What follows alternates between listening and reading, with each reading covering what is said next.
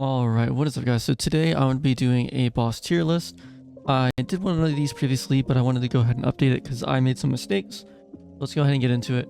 This is ranking the bosses off of difficulty and difficulty only, and there's going to be a few fights that I haven't actually done myself, so I will be putting them in the didn't fight category.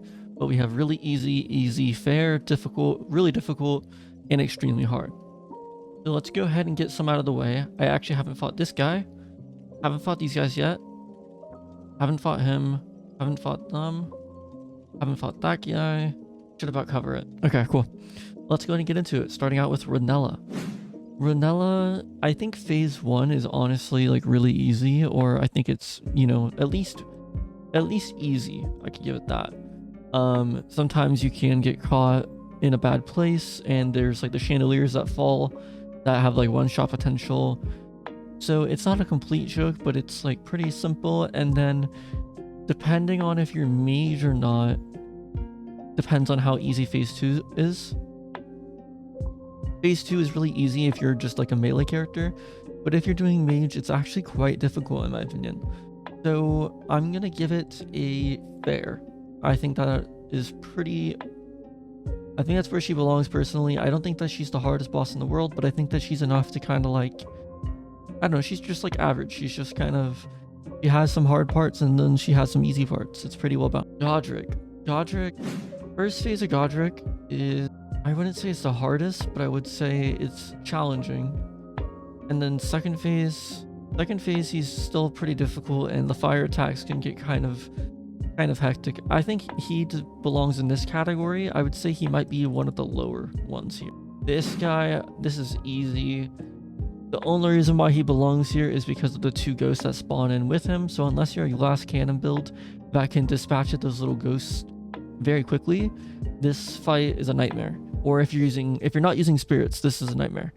I tried this boss fight without spirits and I eventually did defeat it, but it's absolutely painful trying to kill the 2 ghosts before he actually starts to attack you and stuff like that. So difficult for the wrong reasons in my opinion. Loretta, I think Loretta's easy. Only reason why I say that is just because you've probably already fought Tree Sentinel, or you've actually definitely fought Tree Sentinel probably at this point, or Draconic Tree Sentinel.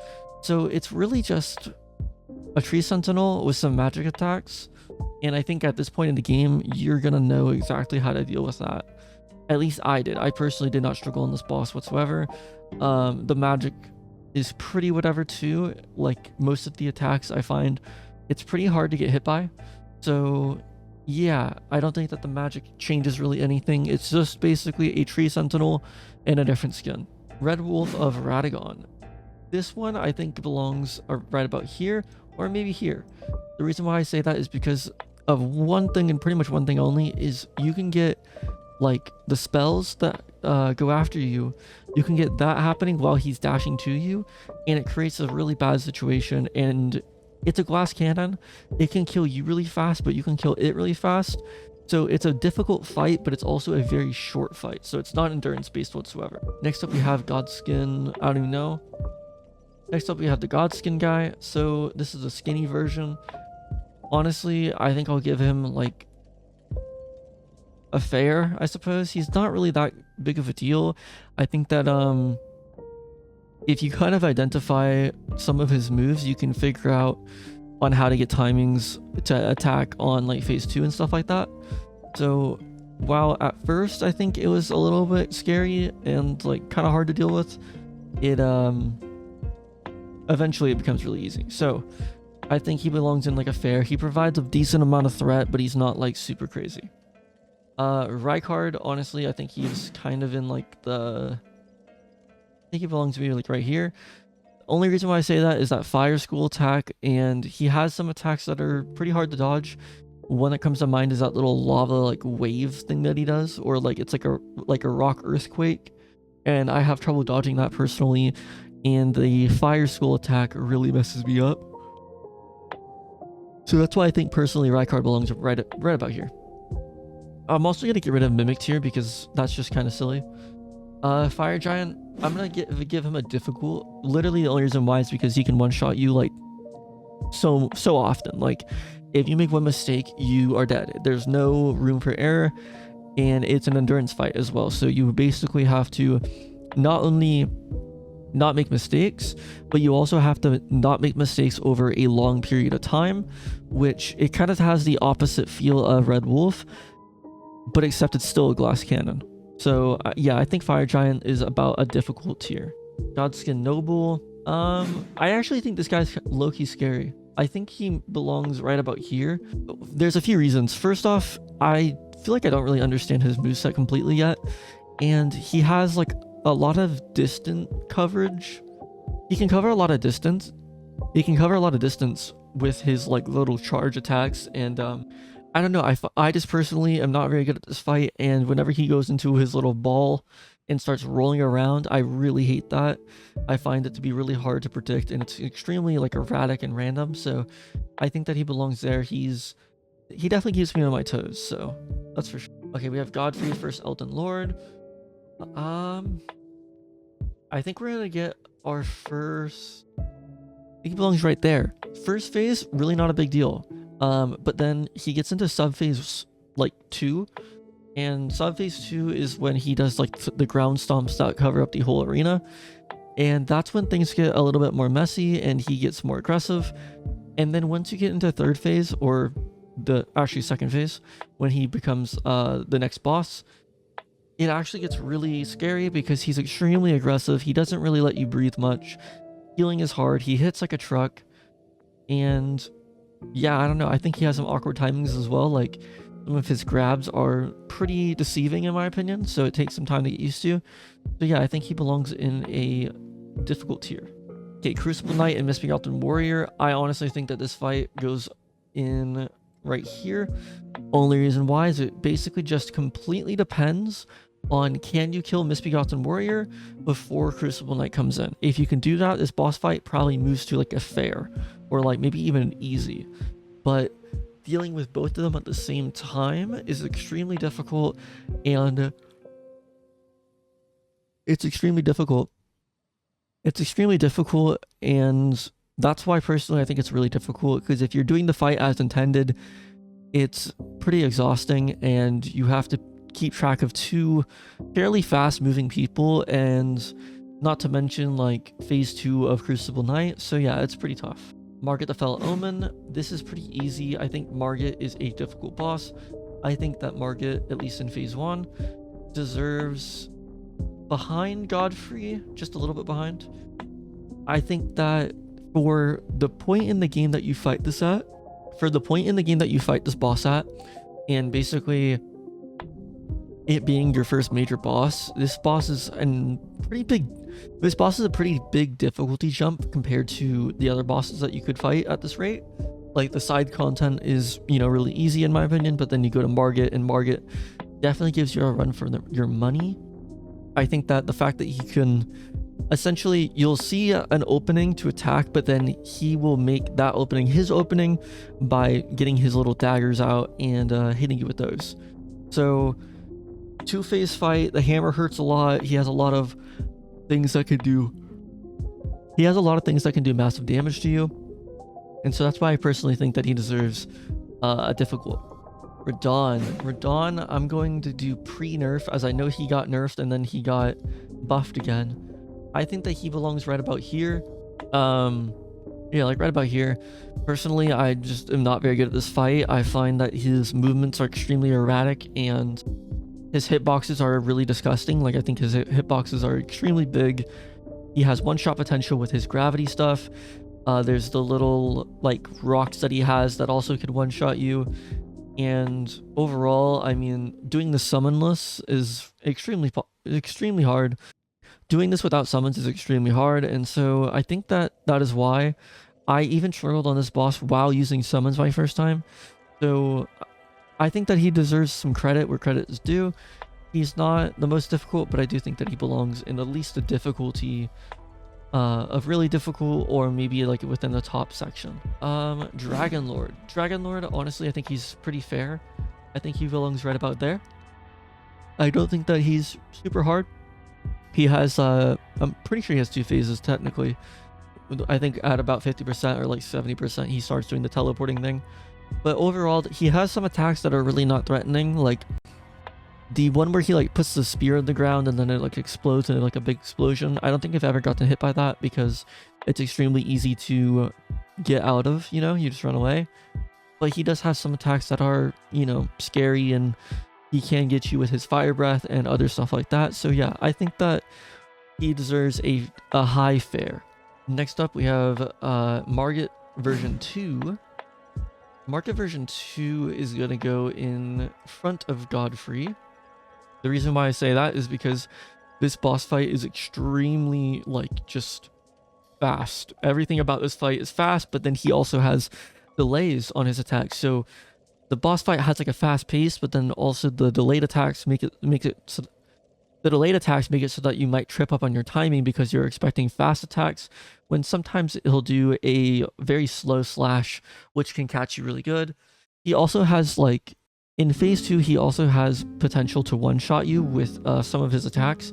One that I know that might one-shot is, like, he like thrusts his spear or his sword into you, and that has a really good opportunity to one-shot you unless you have a good vigor. So also he has so many weapons at his disposal, and he can summon them out of thin air, so sometimes you can think you can get a hit in and you really can't. So I think he belongs in the high difficult, or maybe around this area possibly. Moog, I think Moog is difficult. I think he belongs right about here. So Moog itself, first phase is really not that bad. It's pretty much just fighting like, the first phase is not that bad. It's pretty much just fighting like a bird tree avatar or something like that, like a big enemy with a big weapon, you know. It's pretty normal standard stuff. He does spread bleed around or light fire around and stuff, but it's really not too bad. And then phase 2 hits, and that's where really the fight starts to shine and gets really hard. There's fire everywhere, you're taking bleed damage if you're not careful, and his attacks are delayed, and it can definitely trip people up, which is why I think that personally Moog deserves this spot right here. Malakis, this is a boss that I'm actually a very big fan of, and so I'm gonna try not to be biased here, but I do think that this boss is right about here, maybe? I think that he's harder. I think he's harder than Malakis, I think Malakis is harder than Radon and the Misbegotten Warrior duo fight, but it's actually for the right reasons. I think that this is a fair fight for once, instead of kind of a boss fight that feels gimmicky. So first phase, he's extremely fast, extremely like erratic, and it's really hard to get like openings on him. And at first when I was like trying to fight him, I was kind of like shocked. I was like, I don't know how you're supposed to get damage on this guy. But then you kind of find your openings and phase 2 starts, and then it gets dialed up even more, and it becomes more difficult because every time you get hit, you get that black flame debuff on you, and he is extremely fast. He can use pillars to his advantage. He has like 2 attacks that are extremely deadly, which is the anime sword attack and the double spin attack that he does after firing his little waves. So yeah, I think he deserves a really difficult spot. But for once, I think he deserves a really difficult spot, but for the right reasons. It's not because of like artificial difficulty or anything like that. Next up, we have Ratagon and Elden Beast. All right, so Ratagon, personally for me, I'm trying to think. Ratagon belongs... I actually think Ratagon is harder. Okay, so I actually think Ratagon is pretty difficult, and Elden Beast as well. I think it's above all these guys right here. So the reason behind that is Ratagon has insane tracking on his attacks. Basically, like, he'll be far away from you, but he'll like jet over to you, and that makes it kind of difficult to get heals off and such. Another thing is that he does have a pretty he does have a lot of different moves that he can pull out, and he does hurt quite a bit. Like, I think that, you know, with 40 vigor, you might get hit and you'll lose more than half your health. So I think that he's extremely hard. So yeah, and then we get into Elden Beast, and Ratagon basically depletes you of your flask, and then you get to Elden Beast, and then you have things like the Elden Star attack, which is incredibly annoying and pretty hard to deal with in my opinion. It's pretty much impossible to not take some damage from it, and not to mention he can stack attacks on top of each other. Sometimes he'll do the wave sword while doing the Elden Stars, which is incredibly annoying and incredibly hard to dodge. So yeah, I think that it belongs in the difficult category. Godskin Duo, this is easy. This is going in the top tier of really difficult. The reason why is because of bad reasons though. it's a duo fight.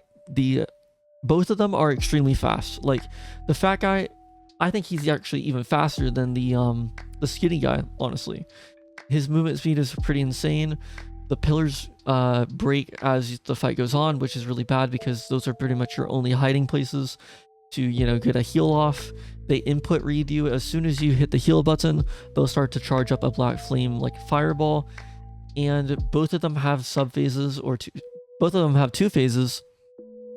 Both of them have two phases, and they have a shared health bar, and they can revive each other. So basically, you have to defeat both of them twice, or something similar to that. So yeah, it's a pretty hard fight. I remember thinking it was pretty impossible to do solo, but it is possible. It's just really hard, and even now that I have like a grasp of it, I still die a few times to this boss. So I think it's pretty worthy of a really difficult ranking. All right, the one that everyone's probably been waiting for, the Blade of Aquila. This is easy. I think this boss fight is extremely hard. It requires a lot of focus, and there's just a lot of things going on. You have the waterfall dance attack, which is basically a whole new boss fight in itself. Like I have videos, or there's videos online about how to just dodge that one attack. That's how crazy it is, you know? And then she lifesteals off of you, and it's a two-phase fight. Phase 1 is fairly manageable, but phase 2, the Scarlet Rot stuff really can get to you, and honestly, I just think it is extremely hard. She's very quick. She can do a lot of damage in a quick period of time, and not to mention she's healing off of every hit that she does on you, even if you're shielding. So yeah, I think that she definitely deserves the extremely hard ranking. Regal Ancestor Spirit, this is pretty easy. Regal Ancestor Spirit, this is pretty easy. I think this is just going to go in the really easy category. I feel like this boss has like 3 attacks, and one of them is like the mist attack that it does. The other one is it hops into the air, and then the other one it does like some headbutts. It's really just a boring, like the way the fight looks is really cool, but the fight itself is pretty boring and pretty unengaging. Like I don't feel like I was really on the edge of my seat, or I didn't feel very intense, just because it really only has like 3 or 4 attacks in total. So yeah, that's why I think Ancestor Spirit's pretty easy. It's just because there's very low attack variety. Magma Worm. Personally, I think it belongs in about here, right about there. I think it's harder than some of these guys, but easier than this guy. So Magma Worm is actually one of my more fun fights in my opinion. I actually do enjoy this fight. I think it's a pretty well balanced fight. I don't think that there's anything that really feels super like cheap or anything like that. And it has, you know, a fairly decent move set. Like it doesn't have too many moves to like mix you up with. It's just a pretty well balanced fight overall. I don't really think there's much else to say beyond it being like a fair fight. I think it's got just enough to keep it interesting, but also not enough to make it super hard. Honestly, I think that this guy belongs in like the really easy category. There's really not much to say. Agile, I think he's really easy. I think all the dragons in this game are actually really easy. It's just they're not really aggressive, it seems. Especially if you're on horse, the bosses, they just don't really like target you. So yeah, I think that's why Agile is slightly, or no, I think it belongs right there. Yeah, I think Agile is one of the easiest bosses within the really easy category. For Gideon, this guy has really low health, so part of it makes it easy, but he does have some decent spells. So I will give him a fair, but like a low fair, or maybe a high easy. He has a very low HP pool. He has extremely like glass cannon potential. He doesn't really have a lot of ways to defend himself, but he does a lot of damage. So if you can get on top of him, the fight's basically over. And so yeah, Estelle, this boss fight, I think personally belongs right about here. I don't think it's an absolute joke, but I do think that this boss fight has a lot of attacks that I don't think that you would ever get hit by, or at least like if you're positioning correctly. Or when I fought him, I didn't really have a lot of trouble. Basically, one move that comes to mind is that like little AoE thing that he does on the ground. I find that really hard to get hit by. And he also has like the little the only real threat in this is his grab from above. But beyond that, I do think Estelle is a pretty easy boss and isn't the most, you know, dynamic or interesting. And lastly, Dragonkin Soldier. I'm gonna be honest, I've only fought this guy once, and I don't really remember him. Like, he wasn't very, he didn't really stick out in my mind. So I'm going to assume that he belongs somewhere in this category. And if I had to guess, I'm going to say he's right about here. I don't really have much to say. It's just a guy that, I think he's like crawling if I remember correctly. And it's a pretty easy fight. It's whatever. So yeah, that's about it. This is what the tier list looks like. And yeah, let me know what you guys think in the comment section down below.